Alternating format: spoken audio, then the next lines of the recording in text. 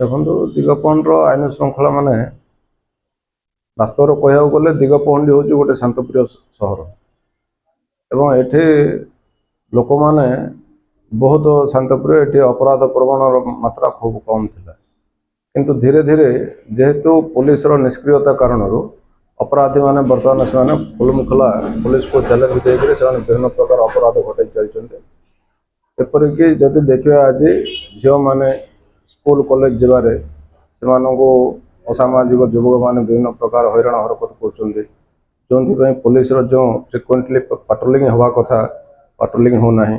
ଠିକ୍ ସେମିତି ରାତିରେ ବିଭିନ୍ନ ପ୍ରକାର ଚୋରି ଘଟଣା, ରାହାଜାନୀ ଏଗୁଡ଼ା ସବୁ ବଢ଼ିବାରେ ଲାଗିଛି।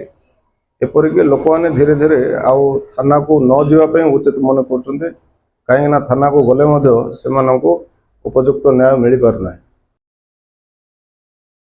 ଯେତେବେଳେ ପର୍ଯ୍ୟନ୍ତ ପୁଲିସ ତାର ସକ୍ରିୟ ପଦକ୍ଷେପ ନ ନେଇଛି ଲୋକଙ୍କୁ ନ୍ୟାୟ ପ୍ରଦାନ କରିବା ପାଇଁ ନିଜେ ତାର ଯେଉଁ ଦାୟିତ୍ୱବୋଧ ରହିବା କଥା ତାକୁ ସୁଚାରୁ ରୂପେ ତୁଲାଇନି, ସେତେଦିନ ପର୍ଯ୍ୟନ୍ତ ଲୋକଙ୍କର ଭିତରେ ଏ ଭୟ ଭାବ ରହିବ।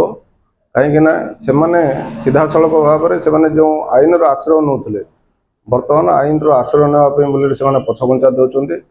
ଏବଂ ଏବେ ରିସେଣ୍ଟଲି 2-3ଟା ଚୋରି ଘଟଣାରେ, ବାଇକ୍ ଚୋରି ଘଟଣାରେ ଯେତେବେଳେ ଅଭିଯୋଗକାରୀମାନେ ଥାନାକୁ ଯାଉଛନ୍ତି ସେତେବେଳେ ଥାନା ପକ୍ଷରୁ ସେମାନଙ୍କୁ ବାହୁଡ଼ି ଦିଆଯାଉଛି, ଏଫଆଇଆର ରଖାଯାଉନାହିଁ। ସେମାନଙ୍କୁ କୁହାଯାଉଛି ଅନଲାଇନ୍ ଏଫଆଇଆର କରନ୍ତୁ। ଆଜିକାଲି ଗ୍ରାମାଞ୍ଚଳର ସାଧାରଣ ଲୋକ, ନିରୀହ ଲୋକ, ସେମାନେ ଅନଲାଇନ୍ ଏଫଆଇଆର କ'ଣ ଜାଣନ୍ତି ନାହିଁ।